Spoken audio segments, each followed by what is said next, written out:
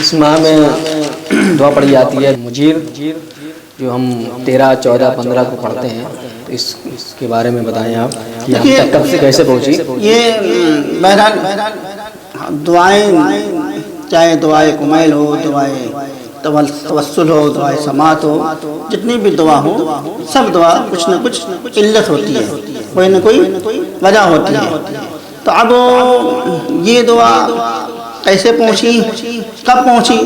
اس کے بارے میں اختلاف بھی ہے، لیکن جو روایت میں وارد ہوا ہے کہ یہ دعا حضرت جبریل علیہ السلام نے حضرت رسول خدا صلی اللہ علیہ وسلم کو اس وقت پہنچائی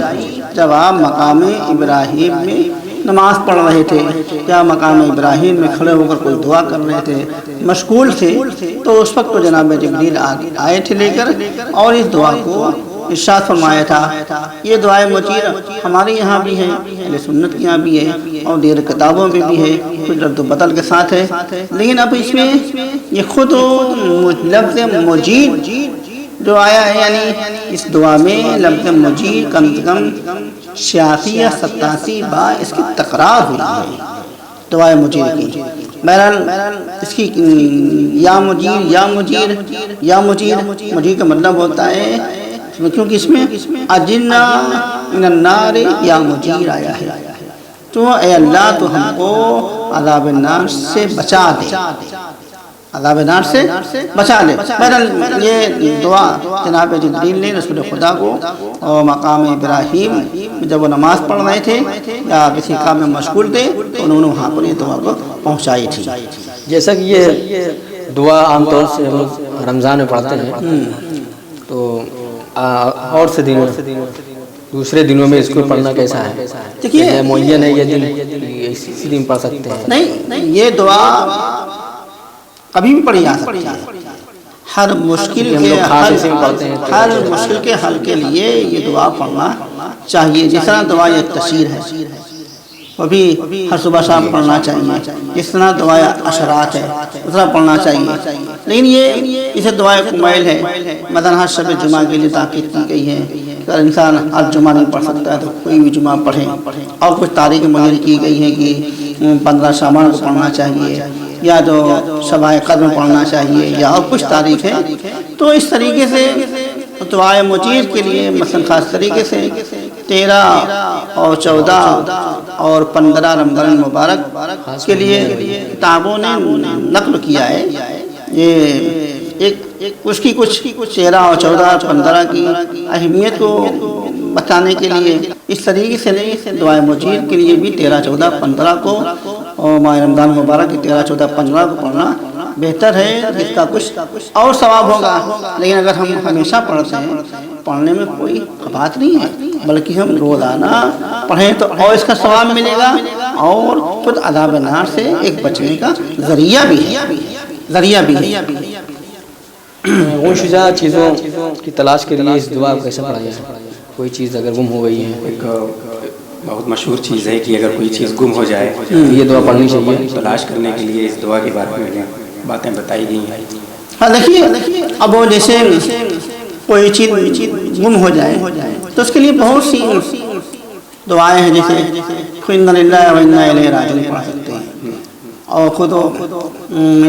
یا جامع الناس یوم لا ریب فیہ ان اللہ یخلف المیعاد ہے، وہ اجماع بینی و بینہ، جو چیز گم ہے اس کو پڑھیے۔ لیکن اب یہ خاص طریقے سے اب یہ دعا جو جس کا تذکرہ کیا جا رہا ہے، اب یہ دعائے مجیر میں کچھ اور چیزیں اس میں رکھی ہیں اللہ نے، کہ اگر کوئی ایسی چیز گم بھی ہو جائے اور اس کے ذریعے سے پڑھیے تو آپ کو وہ چیز ہو سکتا ہے مل جائے۔ جیسے کہ اس دعا کی فضیلت میں لکھا ہے کہ اس دعا کی بہت فضیلت ہے، خود بلد القفمی نے بلد الامین میں اور مصباح میں اس دعا کو درج کیا ہے، اور حاشیے میں اس کی فضیلت بھی ذکر کی ہے۔ لکھتے ہیں کہ جو شخص اس دعا کو ماہ رمضان کے ایام البیض میں پڑھے تو اس کے گناہ معاف ہو جائیں گے، چاہے وہ بارش کے قطروں، درختوں کے پتوں اور صحرا کی ریت کے ذروں کے برابر ہی کیوں نہ ہو۔ نیز یہ دعا مرض سے شفا ہے، ادائے قرض ہے، فراخی و توانگری ہے، اور غم کے دور ہونے کے لیے بھی مفید ہے۔ یہ ساری چیزیں مثلاً ہے جنہوں نے کہا ہے کہ بہرحال دیکھیے گناہ یہاں ہے کہ بارش کے قطروں کی بارش کے قطروں، درختوں کے پتوں اور ذرات صحرا کے برابر کیوں نہ ہو۔ جو دعا پڑھے گا اللہ تعالیٰ اس کو آفت سے بلا سے محفوظ رکھے گا، یا اس کے گناہ کو ختم کر دے گا، یا اس کے قرض کو ادا کرے گا۔ یہ ساری چیزیں ہیں، لیکن ساری چیزیں اعتقاد ہے، یقین محکم ہے۔ اگر ہم یقین محکم کے ساتھ نہیں پڑھیں گے، صرف اللہ دباری کریں گے، 1000 بار پڑھ ڈالیں تو نہ مریض کو شفا مل سکتی ہے، نہ ہمارے گناہ معاف ہو سکتے ہیں۔ اس میں اگر جو الفاظ آئے ہیں، جیسے اس میں شروع کیا ہے سبحانک یا اللہ تعالیت یا رحمان اجرنا من النار۔ اب یہ خود ہے یا اللہ تعالیت یا رحمان، اب یہ یا اللہ جو خود اس میں اعظم ہے۔ جب ہم اس میں اعظم سمجھ کر دعا پڑھیں گے اور خدا کی بارگاہ میں گڑ گڑائیں گے، صرف وہ زبانی ہم پڑھ ڈالتے ہیں، نہ اس کے مفہوم کو سمجھتے ہیں، نہ اس کے معنی کو سمجھتے ہیں، نہ اس کے اور چیز کو سمجھتے ہیں۔